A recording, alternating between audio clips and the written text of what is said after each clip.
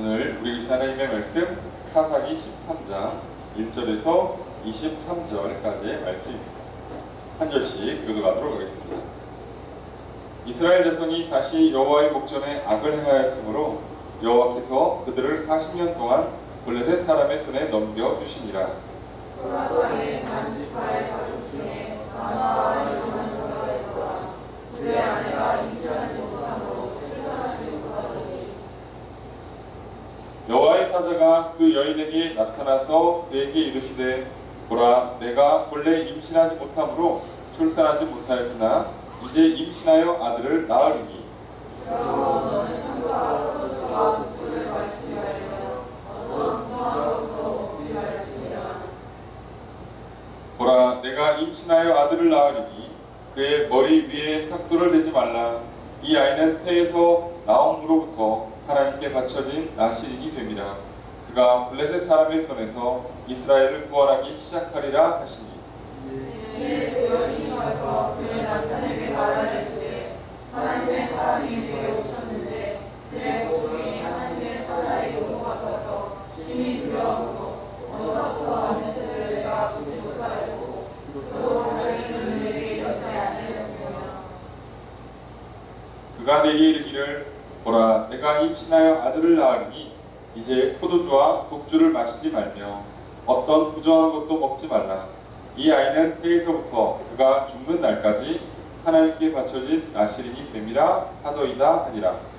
마노아가 여호와께 기도하려 이르되 주여 보아오니 주께서 보내셨던 하나님의 사람은 우리에게 다시 오게 하사 우리가 그 나라에게 어떻게 할지를 우리에게 가르치게 하소서하니 하나님이 마노아의 목소리를 들으시니라.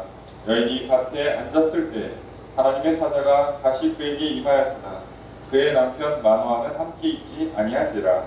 여인이 급히 내려와서 그의 남편에게 알려 이르되 보소서 전년에게 오셨던 그 사람이 내게 나타났나이다 하니 마노아가 일어나 아내를 따라가서 그 사람에게 이르러 그에게 묻되 당신이 이 여인에게 말씀하신 그 사람이니까 하니 이르되 내가 그로다 하니라.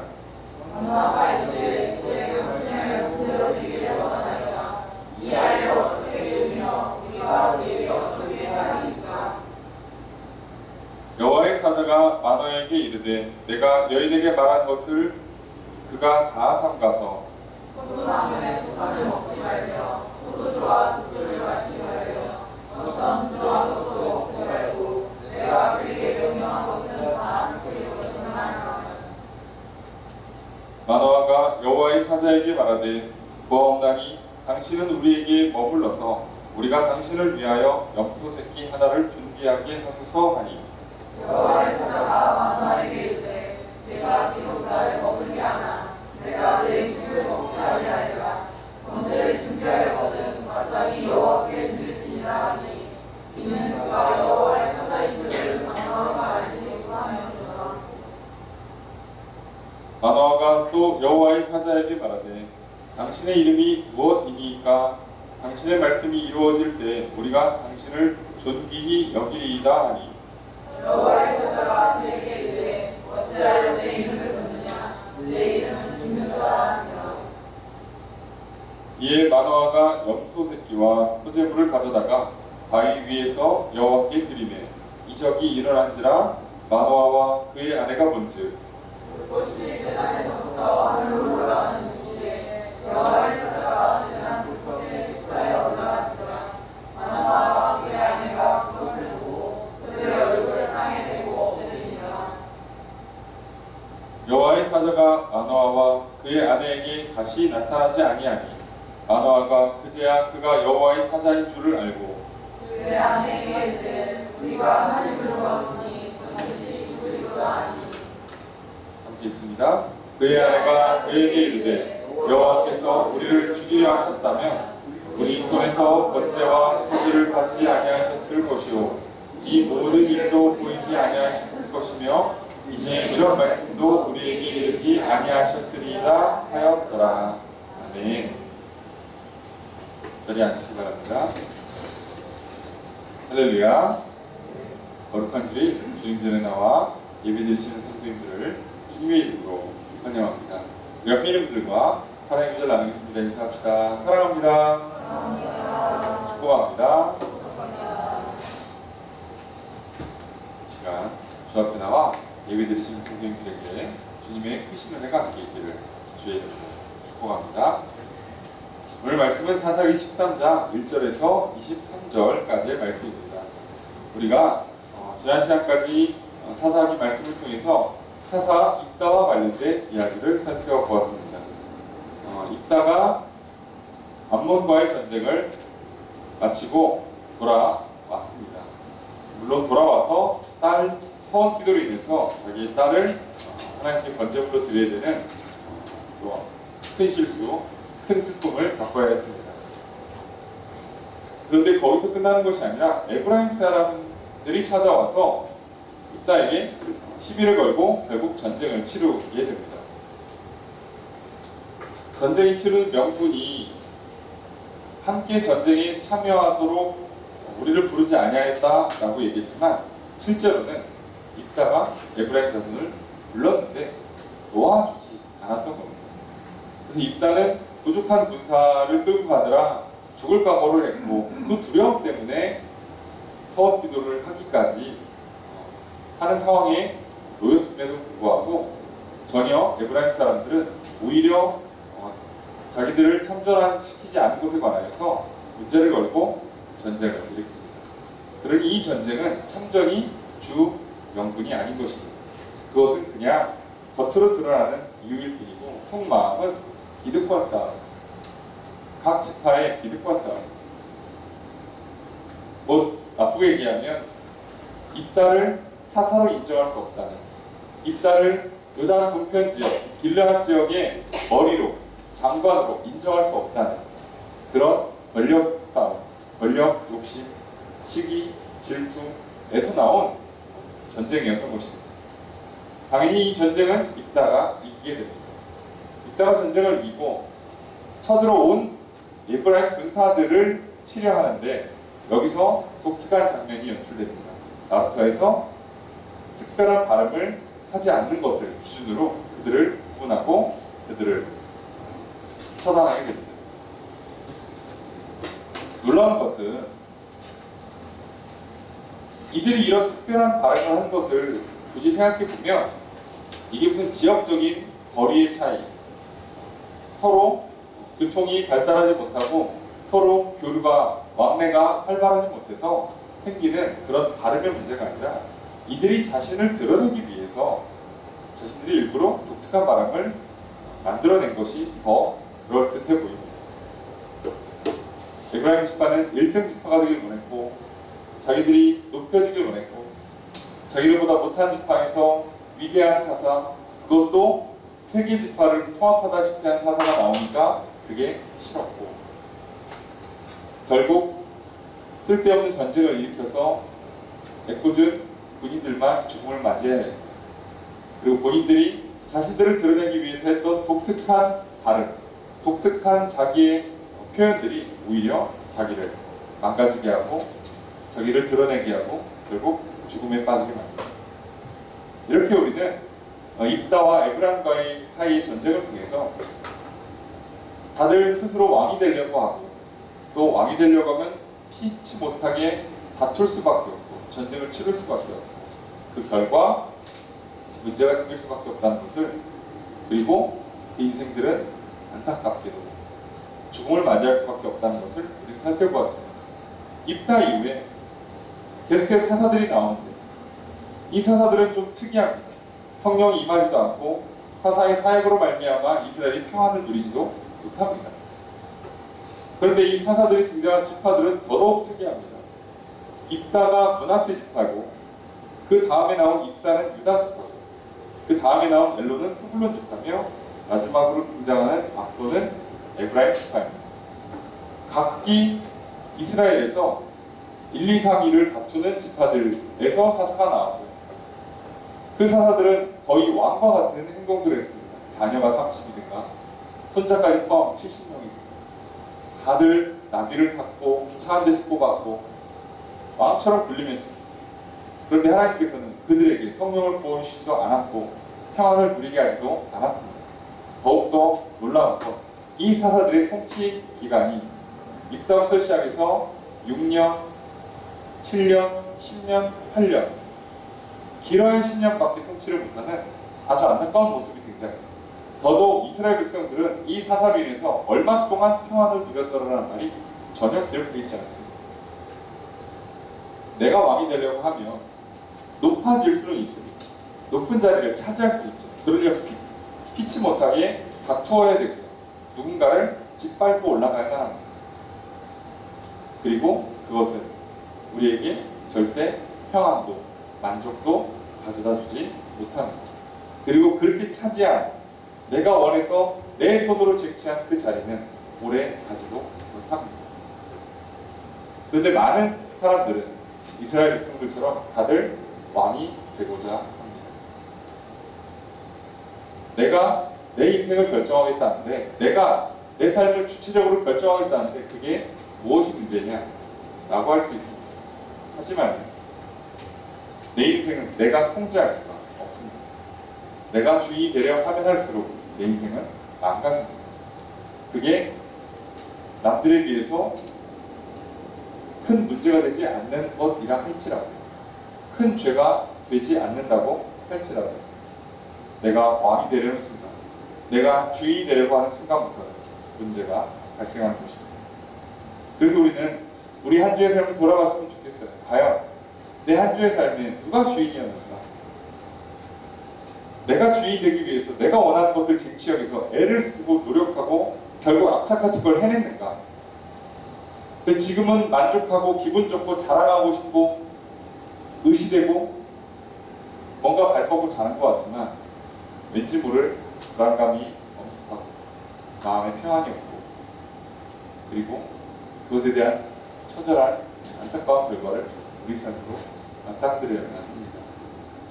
이제 우리는 참된 평안의 길, 참된 행복의 길, 승리의 길이 무엇인지를 너무나 잘 알고 있습니다. 그것은 하나님이 주인 되시고 우리는 사사, 제사장, 중재자, 제자가 되는 것입니다. 그게 우리가 이 땅에서 가장 평안한 길, 행복한 길, 승리하는 길을 살아가는 유일한 방법이고 가장 좋은 방법임을 다시 한번 기억합니다. 오늘 우리가 또 그 길을 향해 나아가려 합니다. 오늘 이 시간 하나님께 주시는 말씀이 또 우리에게 들려줄 때 우리가 믿음으로 받아들이고 아멘으로 화답하고 그리고 그 말씀을 따라 살아갈 때 하나님은 또 나의 주인 되실 것이요 또 하나님께서 나를 다스리실 때 우리에게 펼쳐지는 이 한 주의 삶은 또 행복하고 평안하고 승리하는 한 주가 될 것입니다. 또 그렇게 또 우리에게 새로운 한 주를 살아가라 주시는 말씀 우리가 귀 기울여 듣기를 원합니다. 먼저 1절 말씀 함께 읽도록 하겠습니다. 시작. 이스라엘 자손이 다시 여호와의 궤에 나가려 하였으므로 여호와께서 그들을 3년 동안 블레셋 사람들에게 넘기셨습니다. 자, 이제는 이렇게 마음이 안타깝지도 않아요. 단 한 번 이렇지 않은 적이 없어서 그러려니 합니다. 이스라엘 자손이 다시 여호와의 목전에 악을 행합니다. 자, 그런데 오늘 본문의 특이한 점은 도대체 무슨 악을 행했는지가 안 써 있어요. 보통은 악을 행했으면 어떤 악을 행했는지를 써 있어요. 어떤 우상을 숭배한 건지, 누가 왕이 되려고 한 건지, 어느 나라랑 손을 잡은 건지 다 써 있어요. 내용이 안 써 있어요. 자, 특정한 우상이나 특정한 행위가 써 있지 않다. 자, 그렇다는 얘기는 하나님 설마 모르고 그냥 대충 다 죄야 이렇게 하실 리가 없다면 다 했다는 얘기입니다.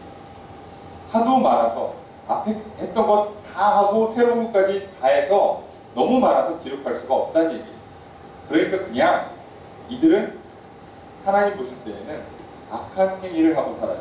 다시 말하면 하나님의 말씀, 하나님의 법이 율법을 전혀 따르지 않고요. 자기들이 왕이 되기 위해서 살든가 또는 헛된 왕인 우상을 섬기며 살든가 그러면서 인생을 살아가고 있는 거죠. 그랬더니 어떤 결과가 오죠? 너무나 당연한 결과가 옵니다. 여호와께서 그들을 블레셋 사람의 손에 넘겨줍니다. 이번에는 블레셋이에요. 그런데 기간이 40년입니다. 여러분, 이 40년이라는 기간이 그냥 들으니까 아무 생각 없지만 우리가 일본의 식민 지배를 받은 기간보다도 길어요. 여러분, 앞서서 입다, 입산, 엘론, 압돈 4명의 사사가 사역한 기간을 다 합치면요 6년, 7년, 10년, 8년이거든요. 다 합쳐봐야 31년밖에 안 돼요. 그거보다도 긴 세월을 고통받아요. 이 정도면 우리가 기도할 것 같잖아요. 이스라엘 백성들이 이렇게 오랜 시간 고통당하면 기도할 것 같죠. 그런데 기도를 안 해요. 아무 반응이 없어요. 왜냐하면 블레셋은요 요단 서편 그 지중해 연안에 있는 성으로 만들어진 도시예요. 5개 성. 그러니까 블레셋 족속이 크게 5개 성읍을 점령하고 살아요. 이들은 목축이나 농업을 주로 하지 않고요. 약탈을 주업으로 삼고 살아가는 전투 민족이에요. 마치 바이킹 같이 전투 민족이에요. 그러다 보니까 이들은 기본적으로 숫자가 엄청 많고 그러진 않아요. 그러니까 본인들이 대제국을 이루기 위해 전쟁을 일으키는 민족은 아니다 보니까 무슨 문제가 있냐면 싸움은 엄청 잘하는데 세력이 엄청 크지가 않아요. 그러니까 어떻게 되는 거죠? 그때그때만 힘들어요. 그동안 있었던 다른 전쟁들은 암몬, 이 나라들, 모압 이런 나라들 이런 나라들은요 아예 대제국을 만들려고 이스라엘을 치는 거예요. 그러다 보니까 이스라엘 자체를 멸망시키려고 해요. 그런데 비해서 블레셋은 멸망을 목적으로 하는 게 아니라 그냥 때때로 시간 되면 때 되면 먹을 거 없으면 가서 뺏는 거예요. 시체말로 삥을 뜯는 거죠. 그러니까 이스라엘 입장에서는 적당히 때 맞춰서 조공을 갖다 바치면 그냥 살아요. 우리를 치면은 수입의 막 절반을 떼어서 얼마나 일하는 보람이 없어요. 그래서 얼마나 그거 먹고 살려면 빠듯하겠습니까? 그런데 살긴 살죠. 이게 문제예요. 블레셋 족속은요 이스라엘을 무너뜨리려고 하는 족속은 아니에요. 처음부터 그렇게 덤비질 않아요. 그러니까 이 40년이라는 시간 동안 어떻게 산 거냐면 열심히 벌었으면 절반 떼어주고 3분의 1 떼어줬다가 어떨 때는 3분의 1을 떼어줬다가 그래서 기분 나쁘고 짜증나고 화가 나지만 덤비지 못해. 싸움을 잘하니까. 그런데 또 그렇다고 죽이냐? 죽이진 않아. 그냥 사는 거예요. 그렇게 세월을 40년을 보냈습니다. 여러분, 이 모습이요 정말 안타깝게도 오늘날 믿음이 제대로 갖춰지지 않은, 제대로 신앙생활을 하지 않은 그리스도인의 모습과 정말 똑같고요 세상 사람들의 모습과 너무 똑같습니다. 그리스도인들이요 교회를 40년 다니고도요 정신 못 차리는 경우가 있어요. 그냥 주일만 나와요. 주일날 나와서 예배를 드리는 게 잘못됐다는 게 아닙니다. 그런데요 주일날은 나와서 예배를 드리고 주중에는 세상에서 잘 살아요. 적당히. 그래서 딱히 하나님을 믿는데 뭔가 마음의 평안도 없고 구원의 복도 없고 뭔가 삶이 형통하고 승리하는 기적도 없고 아무것도 없어요. 그냥 살아요. 가끔씩은 교회를 나오는 게 신기할 정도로 그냥 신앙생활을 해요. 그렇다고 아예 세상으로 그냥 빠져들어가서 세상에서 하고 싶은 건 다 하는 것도 아니야. 그렇다고 신앙생활 잘하는 것도 아니야. 그럭저럭 살아요. 어떻게 또 되되면 또 한숨 돌리고 또 어떻게 하다 보면 또 세월 지나고 그냥 살아요. 그렇게 세월이 40년이 흐릅니다. 결국 따지고 보면 보통의 시간이 힘든 시간이었어요. 근데 그렇게 살아요. 세상 사람들은 마찬가지예요. 답은 없어요. 일 터지면 힘들고 하면 괴롭고 툭하면 술 마시고 사고치고 노래 부르고 싸우고 난리를 치는데 그러면 좀 뭔가 진리를 탐구하든가 답을 찾기 위해서 애를 써야 되는데 안 해요. 그러고 살아요. 그렇게 세월을 40년 살면 진짜 너무 힘들어요. 그리고 이제는 의지조차 없어요. 이 문제를 해결하겠다는 의지조차 없어요. 그냥 숨만 쉬고 살면 되는 거예요. 여러분, 세상 사람들은요 문제를 피합니다. 회피해요. 왜요? 그냥 살면 되는 거예요. 해결할 의지조차 없어요. 해결할 힘도 없어요. 그냥 사는 거예요. 뭘 고쳐. 40년 이렇게 살았는데 뭘 더 고쳐. 그냥 마저 40년 그렇게 살다 죽지 뭐. 이 지경으로 떨어지는 게 지금 딱 이 상황과 같습니다. 여러분, 그러니까 이스라엘 백성들이요, 지금 살긴 사는데 죽을 것 같아서 부르짖을 만큼 고통스럽지 않은데 이들의 상황을 잘 보세요. 얼마나 마음이 평안이 없겠어요. 삶의 만족도가 떨어지죠. 자존감이 낮아지겠죠. 만족감은 낮아지겠죠. 행복감도 낮아지겠죠. 우리가 많이 들은 것처럼 절망의 시대, 포기의 시대, 상실의 시대를 살아가는 거예요. 그런데 또 어떻게 살아요. 여러분, 이렇게 되면 도대체 우리에게 이제 궁금함이 생기는 거죠. 하나님은 이 상황이 되면 어떻게 은혜를 베푸시는가? 아니, 다른 나라들을 쓰실 때에는 나라를 완전히 무너뜨릴 정도의 엄청난 압박을 가해요. 그러니까 정말 죽기 일부 직전에 정말 벼랑 끝에 쓰기 때문에 살려달라고 소리라도 지르는데, 블레셋은 족속의 특성상 그런 일이 안 일어나. 그러니까 이건 정말 죽는 것도 아니고 사는 것도 아니고 그냥 어떻게 살긴 사는데 그냥 살아요. 그런 인생이 되고 만 사람들에게 어떻게 하나님께서 은혜를 베풀어 주실까요? 여러분 생각해보세요. 세상 사람들 도무지 문제를 해결하고자 하는 의지조차 꺾여있는, 그냥 살다가 죽지 뭐라고 하는 정말 허무의 삶을 사는 사람들, 어떻게 하나님께서 그들을 구원하실까요? 오늘 그 방법이 오늘 사사기 말씀에 나오는 겁니다. 그때 하시는 방법, 하나님이 직접 개입하시는 겁니다. 이때 방법이 없어요. 아무도 기도 안 해. 분명히 제사장이 있는데 아무도 정신 차린 사람이 없어요. 왕이 되겠다고 나서서 이 문제를 풀어보겠다는 사람도 없어요. 그때는 하나님이 직접 나서십니다. 자, 직접 나서시는데 오늘 본문을 통해서 우리는 몇 가지 특이한 사실을 깨닫게 돼요. 하나님께서 직접 나서시는 데까지 걸린 시간이 40년. 우리는 이 40년을 성경에 굉장히 의미 있는 숫자로 받아들입니다만, 이 40년이 갖고 있는 가장 큰 숫자는 한 세대를 나타내는 숫자예요. 다시 말하면 우리가 어떤 상황에서 하나님의 은혜를 구하지 않으면, 문제를 해결하지 않고 넘어가면 그냥 숨만 쉬면서 그럭저럭 살며 죽지 않고 사는 것으로 그냥 만족하면서 한숨 쉬면서 허무한 인생을 보내면 그 문제를 풀리는데 적어도 한 세대 걸린다는 뜻입니다. 그렇게 치니까 우리 인생은 날아가는 거예요. 우리 인생에서 한 세대를 날려보세요. 100년 살아요. 두 세대 조금 더 삽니다. 10살 이하에는 뭐 인생이라고 부를 수 없고, 죽기 전에 한 10년도 사실 뭐 딱히 뭘 할 수 있는 인생이라고 할 수 없다면, 우리는 사실 빠듯이 80년 살아요. 오늘날 딱 두 세대 구분할 수 있습니다. 40년씩. 그 중에 한 번이 날아가요. 잘못하면 2번 날아가요. 그럼 인생이 끝납니다. 그래서 오늘 우리가 기도하지 않고, 오늘 우리가 예배를 드리지 않고, 우리 오늘가 말씀에 바로 서지 못하면 우리 인생이 망가질 수밖에 없는 이유가 시간이 너무 오래 걸려요. 이 세대 사람들을 쓸 수가 없어요. 그러니까 하나님께서 어떻게 하십니까? 직접 개입하세요. 개입하시는데 어떻게 개입하시는가? 처음부터 다시 시작하십니다. 2절 말씀 함께 읽습니다. 시작.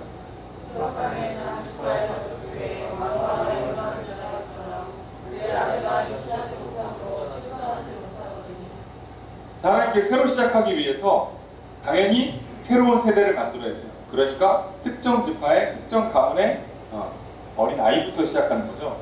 자, 어느 지파냐? 단 지파예요. 왜 단 지파냐? 단 지파 영역에 블레셋이 있어요. 자, 그러니까 단 지파는 블레셋이랑 가장 가까이 있는 지파예요, 실제로. 그리고 해변을 끼고 있고 평지를 갖고 있는 나름 좋은 땅을 받은 지파예요.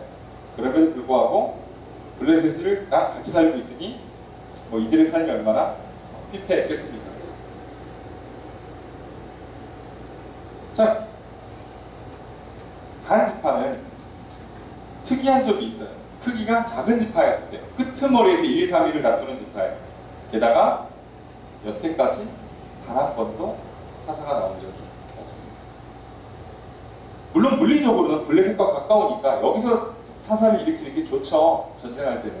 그런데 의미를 보면 가장 작은 지파, 끄트머리에 있는 지파, 그리고 군사력도 없는 지파, 여태까지 사사가 한 번도 나오지 않았던 지파를 하나님은 선택하십니다. 하나님은 낮은 자, 약한 자, 겸손한 자를 쓰십니다. 내 힘으로 문제를 풀어보겠다는 사람들을 쓰지 않습니다. 아니, 못 씁니다. 이게 왜 제가 이렇게 해석하냐면 뒤에 나오는 이 만화와 가족 때문에 그래요. 만화와 가족. 애가 없습니다. 보니까 아내가 임신하지 못하는 몸을 갖고 있어요. 불임이죠. 그러니 애가 없어요. 애가 없다는 거는 상당히 이 당시에는 좀 어려운 일이에요. 왜냐하면 당대에 아이가 없습니다. 농경사회예요. 자녀의 숫자가 곧 번성의 척도입니다. 게다가 상당한 가부장제 사회입니다. 대를 이을 수 없다는 건 여자에게도 또 남자에게도 상당한 수치이기도 하고 상당한 좌절과 실망을 안겨줘요. 그러니까 따지고 보면 아들을 낳지 못했다는 건 이 당시에는 그냥 망한 거예요. 내 대에서 우리 가문이 끝나요. 이건 농경사회, 가부장제 사회에서는요 저주에 가깝습니다. 그렇다면 생각해봅시다. 보통의 가정이었으면 이 문제를 어떻게 풀까요? 우리가 가까운 우리의 과거 100년 전, 조금만 더 가서 200년 전 조선으로만 가봅시다. 만약에 한 가정에 여자가 임신을 못하는 몸을 갖고 있어요. 그걸 확인을 했어. 아이가 없어. 이 가정은 어떻게 할까요? 방법이 많아요. 그죠? 부인을 하나 또 데려오든가 첩을 데려오든가 아니면 뭐 입양을 하든가 별의별 방법을 다 쓸 거예요. 그죠? 써서 어떻게 해서라도 합니까? 배릅니다. 서로 여기서 중요한 사실을 깨달아요. 만화와 가정 왜 안 했을까요? 상실의 시대를 살아가니까, 허무하니까, 의욕이 꺾여서. 여러분 그럴 리가 없어요. 남들 다 하는데 안 할 수 있을 것 같습니까? 게다가 다른 문제가 아니에요. 자녀가 없다니까요. 배가 끊겨요. 농사에서 돈 벌어봐야 그 가져갈 자식이 없어요. 못 다 쓸 거야. 재산을 왜 불려? 우리 집안은 어떻게 돼? 이 당시에요 제사장들이 있었지만 당대 문화의 영향을 받아서 조상숭배를 하고 있었어요. 우리도 마찬가지지만 인간의 본성상 조상숭배를 하게 돼 있어요. 그러면 자기 입장에서도 우리 옛날 요즘도 그런 말씀 하시는 분들 많이 있잖아요. 내가 죽으면 누가 내 제사상 차려주냐, 그죠? 제사밥 못 먹는다고 한탄하시는 분들 아직도 있어요. 그 세대가 아직도 살아계세요. 여러분 2020년이라고요. 그런데도 그런 분들이 계시다면 2000년 전에 내가 자식이 없어요. 죽으면 나는 뭐가 되는 거예요? 그런 사람들이 가만히 있을 리가 없어요. 별의별 방법을 다 썼겠죠. 그런데 결론적으로 무슨 문제예요? 안 된다는 뜻이에요. 저는 안 했다고 생각하지 않습니다. 안 됐다고 보는 거예요. 이 집은 뭐 부인을 하나 더 얻으려고 그랬는데 또 뭐 원래 자기 아내랑 무슨 문제가 생긴 건지, 그죠? 아브라함 가정처럼 그 문제가 생긴 건지, 아니면 또 뭐 부인이나 첩을 데려왔는데도 또 임신이 계속 안 되는 건지, 뭐가 하긴 했을 거예요. 그런데 안 됐다고, 실패가 일어났다고. 그러니 이 가정의 분위기가 어떻겠냐고요. 생각을 해보세요. 했어. 멀쩡한 가정이에요. 자기가 쓸 수 있는 방법론적인 것들을 다 시도해 봤어요. 그런데 안 된다고 해봅시다. 그럼 뭐가 되겠어요? 가정 분위기가. 여러분 오늘 이거 가장 쉽게 이해하는 게 이거예요. 멀쩡한 부모님들, 멀쩡하다는 표현은 그렇지만 어느 정도 자녀를 위해서 뭔가를 다 할 수 있는 수준의 부모님들이 만약에 내 자녀가 어느 수준의 대학을 가기를 원해요. 그리고 애가 가능성이 조금 있어. 그래서 그때부터 어려서부터 막 엄청난 돈을 쏟아부어요. 예? 때려 박습니다. 근데 안 돼. 그럼 안 되면 우리가 또 방법이 있죠. 재수, 삼수, 이제 시작하는 거예요. 자, 그죠? 뭐 이렇게 외국계 학교를 뭐 찍고 오고 뭐 별의별 방법을 다 썼는데도 안 돼. 그때 부모에게 오는 상실감이 얼마나 클까요? 그 얘기는 좌절했다는 뜻이 아니라 부모가 밖에 나가서 자식 자랑을 못한다고요. 이걸 좋게 해석하면 사람이 반강제적으로 겸손해진다고요. 자랑을 하고 싶은데 나도 자랑하고 싶지, 하려고 이것저것 해봤지, 근데 안 돼요. 그래서 자랑할 게 없어요. 그래서 자랑을 못해요. 그래서 좋게 보면 사람이 겸손해요. 겸손한 집화에 겸손한 가정이 하나 만들어진 거예요. 반강제적으로. 단집화는 겸손하고 싶어서 겸손하겠어요? 자기네 지파 영역 내에 블레셋이 있잖아요. 마노아 가정은 겸손하고 싶어도 겸손하겠어요? 별짓을 다 해도 애가 안 생기잖아요. 그래서 가장 밑바닥에 떨어져 있는 이 지파의 이 가정에 하나님께서 찾아오십니다. 아니 그러면 멀쩡한 가정에 와서 이렇게 천사가 와서 이렇게 애를 낳을 거야. 그러면 싫다는 사람 어디 있겠어요? 누구든 다 받아들여요. 근데 왜 굳이 이런 지파에 이런 가정을 선택하셨을까요? 여러분 겸손해야 좋습니다. 겸손한 사람만이 귀를 열고요, 눈을 열고요, 배워요. 왜 이렇게 말씀드리냐면 마노아의 아내는 그래도 좀 겸손해 보여요. 정말 잘 듣습니다. 그의 반면에 마노아는 여전히 잘 못 듣고 있어요. 그랬으니까 마노아는 아직 한이 있어요. 아들을 낳고 싶었는데, 나도 아들 잘 키울 수 있는데, 나도 그냥 농사 잘하고 그냥 소 키우고 양 키우고 잘해서 우리 집안을 일으킬 수 있는데 아들이 없어서 못했어요. 그런 문제가 있는 가정을 찾아오셔서 쓰십니다. 여러분 하나님께서요 겸손한 자를 찾으세요. 그 겸손한 자를 쓰십니다. 이걸 잊지 마세요.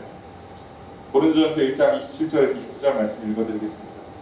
그러나 하나님께서 세상의 미련한 것들을 택하사 지혜 있는 자들을 부끄럽게 하려 하시고 세상의 약한 것들을 택하사 강한 것들을 부끄럽게 하려 하시며 하나님께서 세상에서 세상의 천한 것들과 멸시받는 것들과 없는 것들을 택하사 있는 것들을 폐하려 하시니 이는 아무 육체도 하나님 앞에서 자랑하지 못하게 하려 하시고. 그러니 그리스도인들은 하나님 외에 다른 걸 자랑하기 시작한다. 그러면요 그만큼 하나님 말씀을 안 듣는다, 못 듣는다는 뜻이 돼요. 그리고 하나님께서도 잘 찾아오실 수가 없어요. 찾아오시기도 어렵고 찾아와도 잘 듣지도 않고 하는 문제가 생겨요. 자랑한다. 뭐라도 내가 큰 소리를 좀 쳐야겠다. 그러면 우리의 신앙은 무너져. 이스라엘이 이렇게 무너졌던 이유가 뭐예요?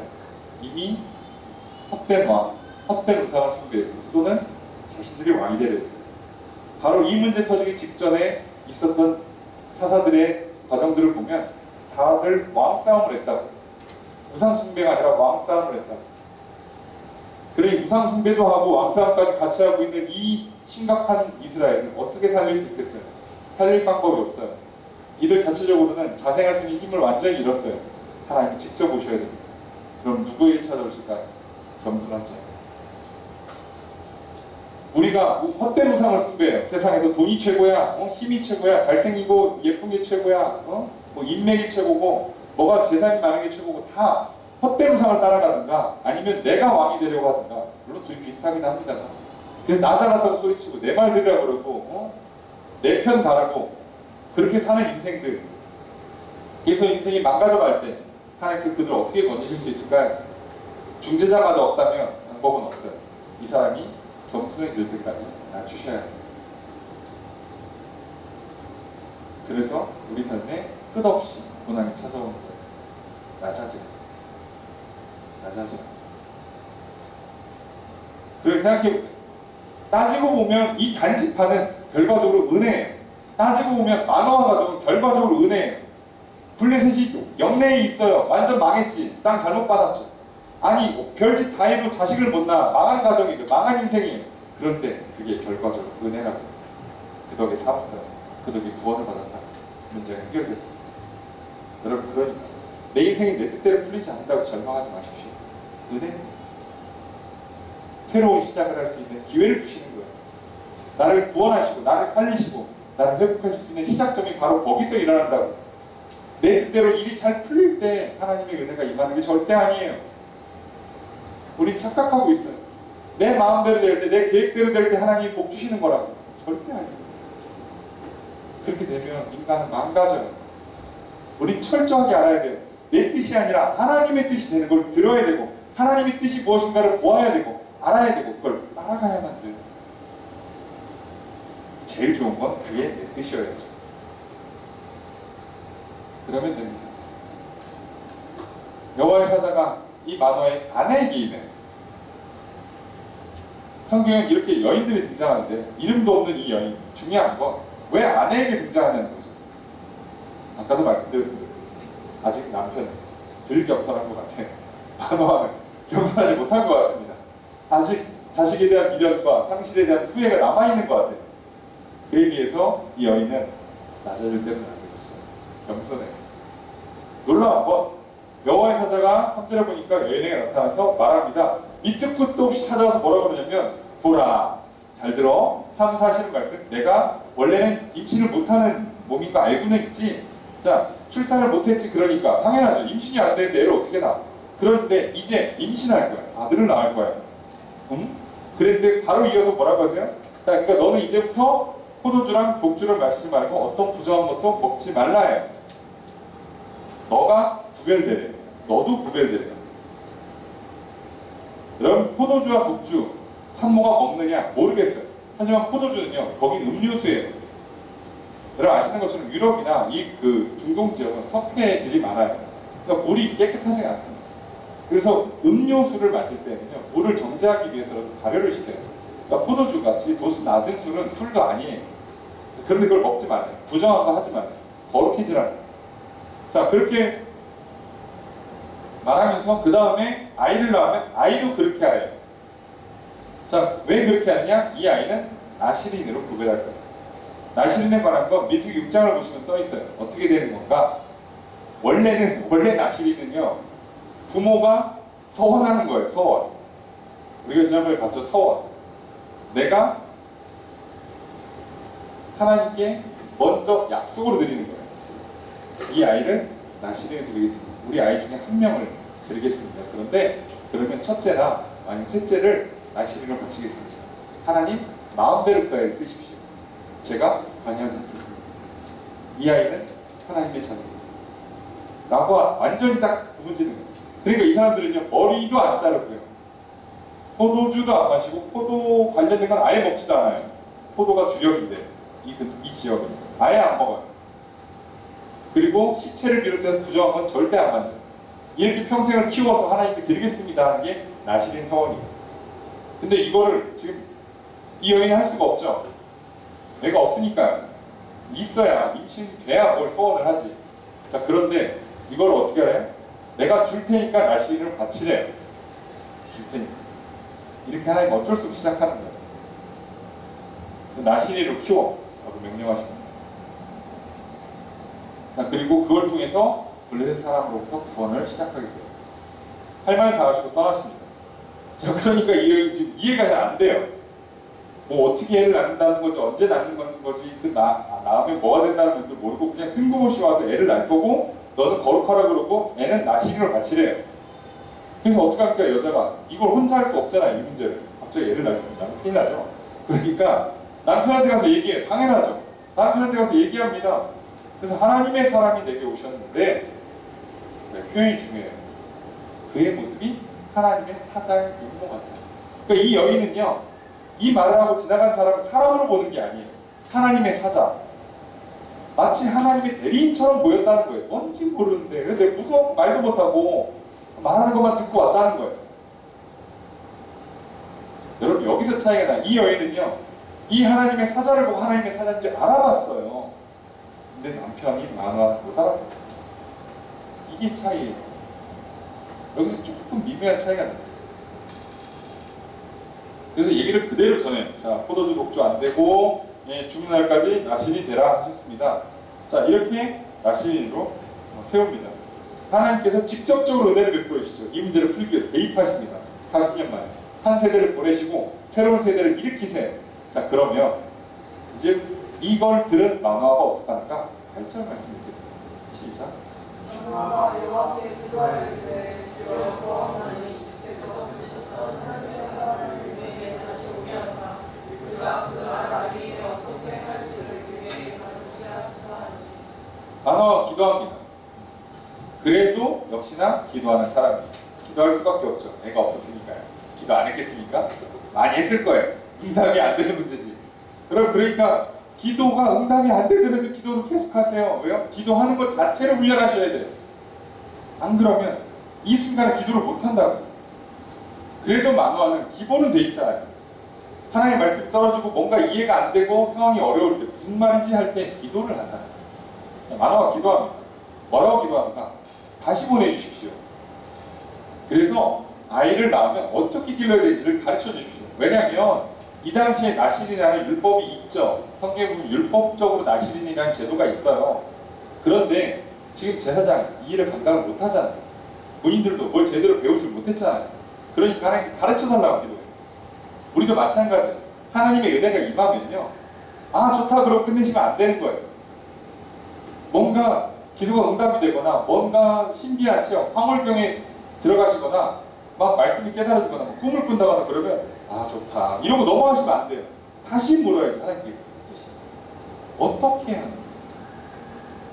알면 괜찮은데 모르면 물어봐야죠. 기도합니다. 그래서 모르겠으니까 기도를 했어요. 기도를 했더니 자 9절 말씀 함께 읽습니다. 시작. 하나님이 만화의 목소리를 들으신다. 여인이 앞에 앉았을 때 하나님께서 지혜에게 일어났으나 그에게 나타난 만화는 함께 있지 아니하였더라. 자 하나님께서 만화의 목소리를 들으셨어요. 그러니까 기도를 들으시고 응답하셨다는 얘기죠. 그래서 하나님의 사자가 다시 와요. 근데 누구한테 와요? 여인한테 와요. 기도는 누가 했고? 만화가 했고. 근데 하나님 누구한테 가요? 부인한테 가요. 이게 무슨 경우야 자꾸. 그래서 부인한테 가니까 부인이 보니까 하나님 사자야. 알아봤어 또. 그래서 어떡합니까? 급히 달려서 남편을 데려요.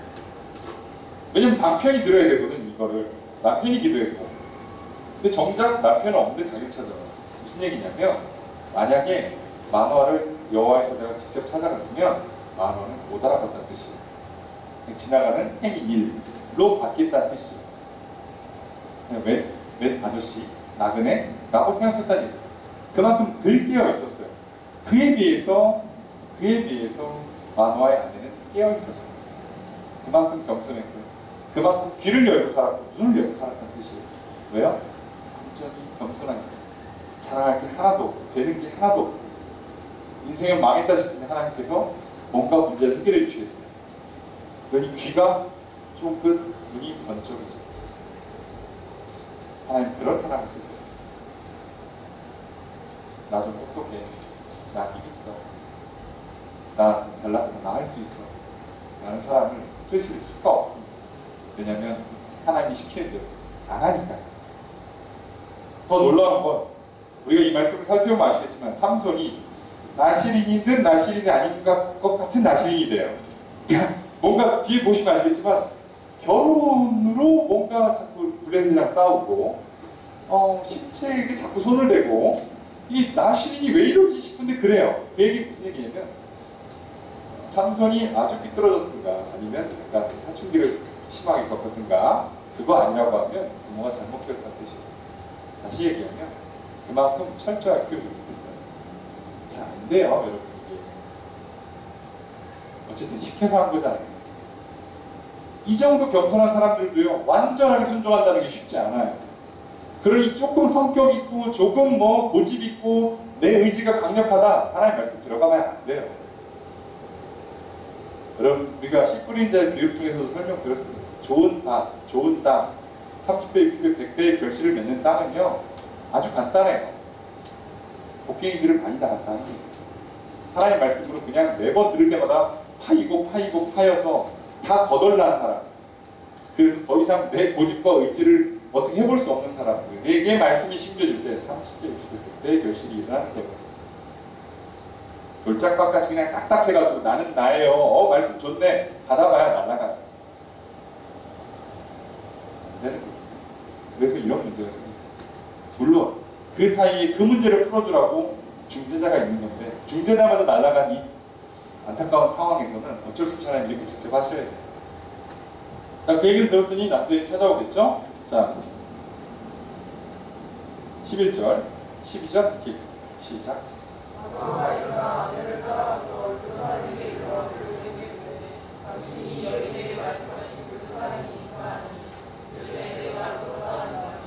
마노아가 이르되 이제 당신의 말씀대로 되기를 원하나이다. 이 아이가 어떻게 되려고 그가 우리에게 어떻게 하리까. 자, 마노아는 왔어요. 그리고 그 사람들이 물어봐요. 당신이 내 아내한테 말했던 그 사람 맞습니까? 맞다 얘기해요. 약간 나는 아직 그 정도로 분별할 만큼 영적으로 깨어있지 못해요. 그래서 이제 어떻게 하는가 물어봐요. 12절에 보니까 당신의 말씀대로 되기를 원합니다. 이건 참 좋아요. 그러니까 이 정도 겸손함은 최소한 갖추고 있어야 되는 거예요. 아멘이라는 뜻이잖아요. 당신의 말씀대로 되기를 원합니다. 물론 듣던 중 반가운 소리긴 합니다만 사실 복음이 우리에게 주어진 예수 그리스도의 말씀이 나쁜 말씀 한 말씀도 없잖아요. 우리를 죽음에서 건져주시겠대요. 죄에서 자유케 해주시겠대요. 그게 나쁜 말 아니잖아요.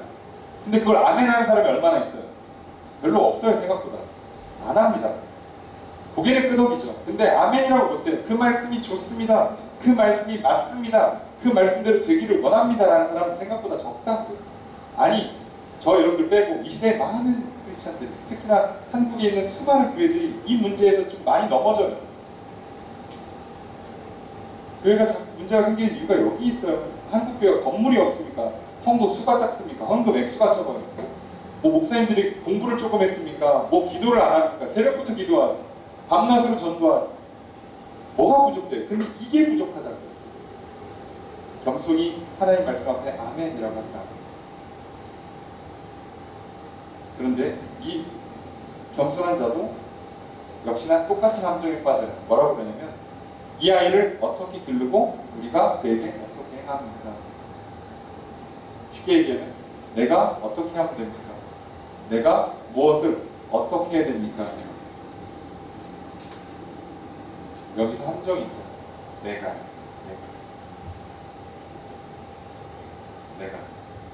뭐 여기는 이제 부부니까 우리가죠. 우리가 어떻게 합니까? 우리가 자꾸 뭘 해야 되는데 아니야. 안 하셔도 돼요. 하나님께서 은혜를 베풀어 주셨어요. 그래서 이 가정에 아이가 생겨요. 이 아이를 어떻게 키워야 됩니까? 우리가 뭘 좀 특별히 더 해야 됩니까? 할 거 없어요. 할 거 없습니다. 하나님께서 내게 은혜를 베풀어 주셨어요. 그럼 하나님 그 은혜에 감사해서 내가 뭘 해야 됩니까? 미안한데 할 거 없어요. 뭘 자꾸 합니까? 여러분 교회의 부흥과 발전을 위해서 여러분 뭐 해야 될 것 같아요? 특별히 할 거 없어요. 할 건 딱 하나예요. 그래서 그 얘기는 천사가 얘기해 줍니다. 자, 13절 14절 읽겠습니다. 시작. 여호와의 천사가 마다에게 이르되 내가 예외의 많은 것을 구하거나 상관없어 포도나무에 속하는 것을 말며 포도주와 국주를 마시지 말며 어떤 부정한 것도 먹지 말고 내가 그에게 명령한 것은 다 지킬 것이다. 이게 들으면 굉장히 특별한 것 같지만 이거 민수기 6장에 써있는 말씀 그대로 읊어주신 거예요. 무슨 얘기죠? 말씀대로만 키우라는 거예요. 이들은 딱히 더 할 게 없다는 거예요. 하나님 어떻게 해야 하나님의 나라를 위해 이 아이가 구원의 역할, 그 귀한 역할을 감당하는 사사가 되기 위해서 부모인 내가 우리가 뭘 해야겠습니까? 이들은 할 거 없어. 말씀대로만 키워. 말씀이나 잘 지켜. 여러분 우리가 하나님 나라를 위해서 뭘 할 수 있을까요? 그냥 말씀 잘 지키세요. 대단한 일을 할 수 있을 거라고 생각했었어요. 아니 저도 그렇게 들었고 그렇게 배워왔어요. 그래야 되는 줄로 알고 살았어요. 저도 목사가 되기 전까지 그런 줄 알았어요. 조금만 쉬어도 죄를 짓는 것 같은 불안함이 제 안에 있었어요. 뭔가 일의 아름다운 결과물이 안 나타나면 뭔지 다 내 책임인 것 같은 정죄에 빠졌어요. 그런데 아닙니다. 은혜는 하나님이 베푸셔. 구원은 하나님이 이루십니다. 전쟁은 하나님이 승리케 하십니다. 내가 할 수 있는 건 없어요. 그냥 시키는 것만 하세요. 말씀대로만 사시라고.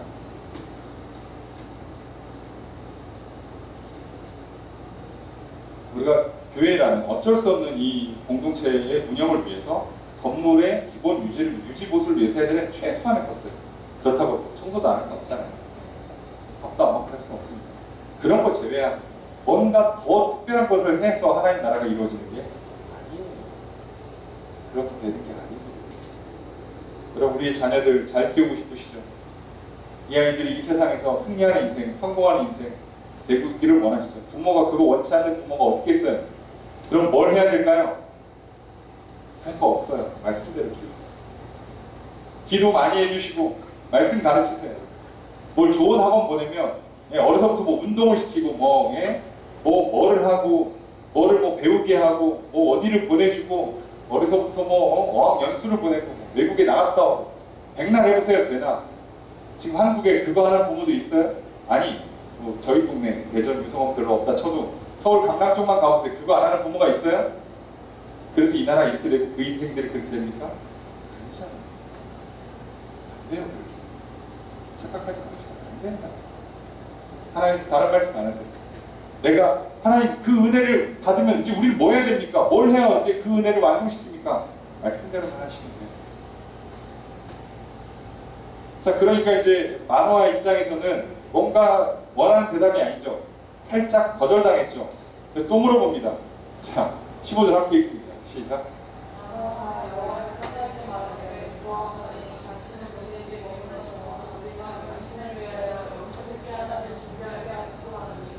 만화가 또 얘기를 해요. 그 얘기를 들으니까 이제 당신에게 머물러 계시면 우리가 식사 대접을 하겠다는 거예요. 여기서도 표현을 잘 보세요. 우리가 당신을 위하여. 그러면 애를 위해서 할 게 없대. 우리에게 아이를 낳게 했다는 이 기쁜 소식, 복음을 들려준 이 천사, 이 나그네에게 뭐라도 해주고 싶어요. 나쁜 마음이라고 할 수 없는데, 자, 그 뭐라도 해주고 싶어서, 자, 당신을 위해서 염소 한 마리 잡아오겠습니다. 이 당시 얼마나 염소 새끼 하나 잡는다는 귀한 일이에요. 안 그래도 먹기 힘든 시대인데 염소 새끼 하나를 준비해서 하겠대요. 자, 여호와 사자가 뭐라고 대답하는지 들어봅시다. 16절 함께 있습니다. 시작. 여호와의 사자가 만화에 이르되 내가 오늘날 먹으려나 내가 네 음식을 먹지 않으리라 번제를 준비할 것은 나중에 여호와께 드릴지니라 하니 이는 그가 여호와의 사자인 줄을 만화가 알지 못함이었더라. 그래서 자식을 위해서 딱 할 게 없다니까 이 여호와의 사자에게라도 뭐라도 해주려고 했더니 뭐라 그래요? 기다리긴 할게. 근데 안 먹어. 혹시라도 새끼를 잡을 거면 번제를 드려서 하나님께 예배를 드리는 게 마땅하다. 지금 하나님 말씀이 선포됐는데 우리끼리 식사할 때니 예배를 드려야지. 이 여호와의 사자는 두 가지를 가르쳐주고 있어요. 하나님이 놀라운 은혜를 받는 방법, 그 은혜를 받고 나서 우리가 어떻게 해야 되는가? 말씀에 순종하는 거고요. 예배드립니다. 그 외에 딱히 대단히 다른 걸 할 게 없습니다. 신앙이 회복되기 위해서 내 삶이, 우리의 인생, 가정이, 교회가, 나라, 민족이 회복되기 위해서 우리가 뭘 해야 될까요? 대단한 부흥운동을 일으킬까요? 엄청난 부흥원트를 할까요? 나가서 밤낮 쉬지 않고 전도하면 될까요? 아니요. 말씀대로 사세요. 그리고 예배드리세요. 하나님을 높이세요. 감사드리고 찬양드리시고. 그래서 뭐 어쨌든 이제 자꾸 이렇게 못 알아듣는 얘기하니까 그럼 당신 누굽니까? 라고 물어보는 거예요. 이름이 뭡니까? 라고 물었더니 안 가르쳐줘요. 안 가르쳐주고 뭐라고 합니까? 18절 함께 있습니다. 시작. 천사가 그에게 이르되 어찌하여 내 이름을 묻느냐 내 이름은 기도자. 이름도 안 가르쳐줘요. 왜 물어봐? 라고 하는 거죠. 왜 물어봐는 두 가지 뜻이 있어요. 아직도 몰라? 라는 얘기도 있고 안 가르쳐주겠다는 얘기도 있고. 그러면서 한 가지만 가르쳐줘요. 내 이름을 굳이 부르겠다 그러면 기묘자라고 부르라고. 기묘자라 우리가 어색한 표현입니다. 영어로 하면 굉장히 쉬워져요. 그냥 원더풀이에요. 원더풀. 원더풀하면 이게 딱 떠오르죠? 따보. 끝이에요. 놀랍다는 거예요. 신기하다는 거예요. 알 수 없다는 거예요. 뭘 자꾸 알려고 하지 말라는 거예요. 너무 몰라. 가르쳐줘도 모르고 내 이름 알면 뭐 할 수 있어? 못해. 그냥 너는 놀래긴 하네. 너는 놀랍다라고 인정. 하나님의 은혜를 우리가 알 수 있어요? 예측 가능합니까? 언제 뭘 하면 딱 하나님 뜻대로 만들어지는 우리 인생을 살아낼 수 있어요? 아니에요. 그러니까 우리가 할 수 있는 건 뭐예요? 하나님 놀랍다라고 인정하는 거예요. 그 은혜가 크다. 와, 우리의 생각을 뛰어넘는다. 하나님은 놀라우시다. 이 한마디 하면 되는 거예요. 뭘 자꾸 다른 말 많이 할 거 없어요. 이 한마디는 충분하다. 그러니 모든 게 가까이 만화하는 어쨌든 뭐 뻘쭘하고 뭐 애매하니까 그래도 하던 거 마저 해야죠. 그래서 염소새끼를 잡아서 시켰으니까 하나님께 드리라니까 번제물로 드려요. 자기가 제사장도 아닌데 드리려니까 뭐 잘 못하겠죠. 어떻게 했겠죠. 이렇게 대충 예배 드리나 보다 드렸어요. 자, 그랬더니 어떻게 합니까? 갑자기 불꽃이 일어나서 그게 다 사라지면서 동시에 여호와의 사자도 사라집니다. 예배가 비로소 응답됐어요. 예배가 응답, 하나님 받아주십니다. 여러분, 그러니까 우리 예배를 하나님 받으시는 그 과정이 너무 간단한 거였어요. 하나님 우리에게 은혜를 베풀어 주길 원하세요. 그럼 우리가 어떻게 해요? 겸손히 하나님 앞에 나아와야죠. 저 여러분들이 지금 이 자리에 나와 있지 않습니까? 그럼 이제 뭐 해야 돼요? 방법은 딱 두 가지밖에 없어요. 여기서 하나님께 예배를 드리는 거죠. 감사를 드리고 찬양을 드리고 높여드리는 거예요. 그리고 하나님 말씀이 그대로 이루어진다고 듣고 순종하는 거죠. 믿음. 그럼 우리의 예배를 받아주십니다. 이 예배를 회복시키시는 거예요. 다시 예배의 세대를, 거룩하게 구별된 나시린의 세대를 일으키시는 거예요.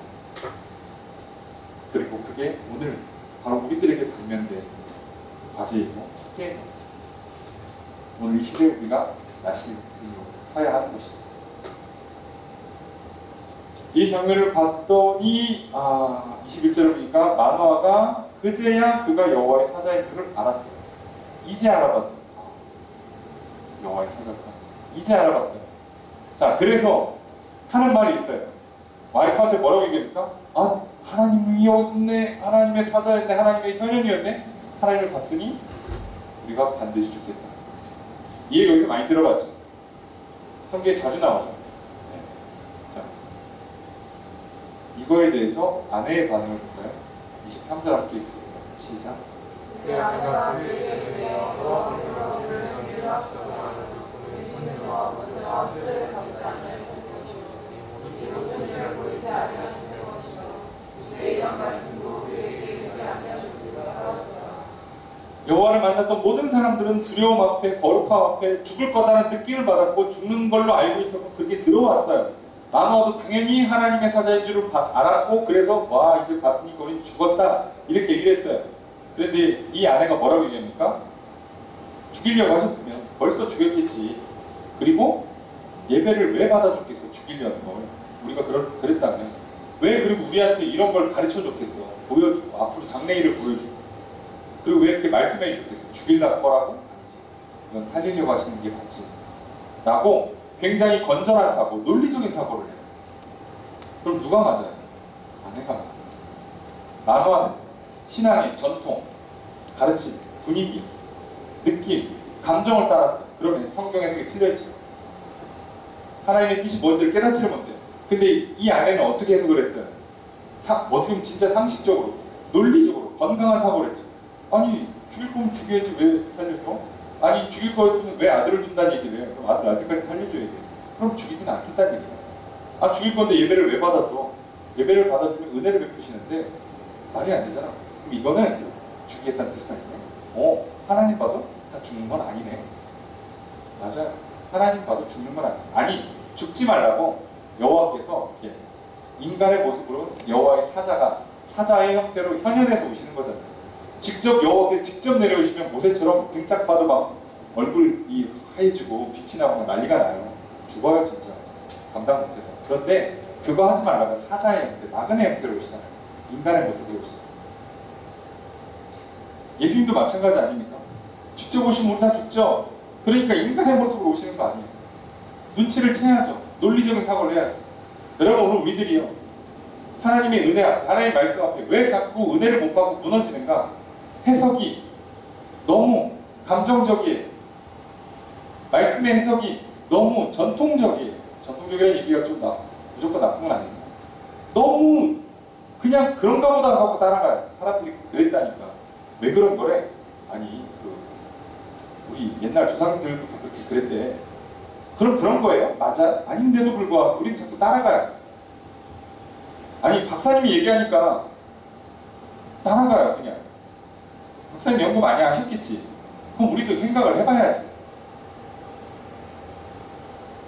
우린 너무 쉽게 선동당해. 이미지에, 구호에, 미디어에 너무 쉽게 선동당해. 여러분, 우리가 논리적인 사고를 하셔야 돼요. 하나님 말씀 앞에 우리가 은혜를 받고 어떻게 할지 깨닫기 원하신다면 머리를 쓰셔야 돼요. 이성을 주셨잖아요. 감정은 감동을 주시는 거잖아요. 하나님 살아계시고, 하나님 살아계시다. 그 감격, 그 기쁨을 갖고 이제 머리를 쓰라고요. 이게 무슨 뜻인가는 머리를 써서 깨달으시라. 그래야 오늘날 우리가 감정이 지배하는 시대를 살아가요. 감성의 시대, 그죠? 를 살고 있습니다. 우리의 신앙은 정말 어려워요. 이런저런 이유들 때문에. 그렇기 때문에 이제 시대의 전통, 가치관, 흐름, 분위기, 감정에 치우치지 않으시고 하나님 말씀을 논리적으로 생각하셔요. 왜 이때 이런 말씀을 나에게 하셨는가? 그럼 우리는 이 말씀이 무슨 뜻인지, 이 말씀을 따라 어떻게 해야 될지를 금방 깨달아 알 수 있습니다. 여러분, 하나님께서 뭐라고 말씀하신지 모르겠다고요? 하나님의 뜻이 잘 구별이 안 되신다고요? 여러분, 그만큼 우리가 겸손하지 않다는 뜻입니다. 은혜를 베풀어 주시는데도 불구하고 받지 않고 있다는 뜻이에요. 오늘 내 삶에 일어난 일들과 하나님의 말씀을 잘 보십시오. 말씀에 아멘으로 화답하고 믿음으로 순종한다면, 예배를 드리며 살아가신다면 왜 하나님의 뜻이 무엇인지를 모르겠습니다. 그런데도 왜 우리 이렇게 못 알아들을까요? 여전히 교만하고 여전히 하니. 오늘 우리는 이 말씀을 통해 다시 한번 기억하려고 합니다. 하나님께서 완전히 무너진 이스라엘을 다시 일으키려 하십니다. 그래서 어쩔 수 없이 직접 개입하십니다. 이것은 때때로 우리 삶에도 일어나는 일들이 직접 오셔서 말씀하실 것이고 가르쳐 주실 것입니다. 그때 우리는 기억해야 합니다. 하나님 앞에 어떻게 해야 됩니까? 은혜를 어떻게 받을 수 있고 어떻게 구해야 되고 어떻게 누리는가? 말씀에 순종하는 것이 예배 드리는 것입니다. 그러면 도대체 구체적으로 어떻게 해야 되는가? 하나님의 뜻을 분별하는 방법은 우리의 건전한 이성적이고 논리적인 사고로 충분합니다. 오늘 둘이 이 하나님께서 무너진 이스라엘을 다시 일으키시, 오늘 나의 신앙을 다시 일으키시고 나의 삶을 회복하시고 무너져가는 이 땅의 한국교회와 이 시대와 이 민족을 다시 살리기 위해서 오늘 저와 여러분들을 부르신다면 똑같은 과정을 행하실 것입니다. 그러니 은혜를 구하시고 받으시고 누리십시오. 말씀에 순종하시고 예배를 드리십시오. 말씀 앞에 건전한 논리적인 판단을 내리십시오. 성령님께서 도와주실 것입니다. 하나님의 은혜가 우리와 늘 함께할 것입니다. 그렇게 살아가시는 한 주의 삶 되기를 주의 이름으로 축복합니다.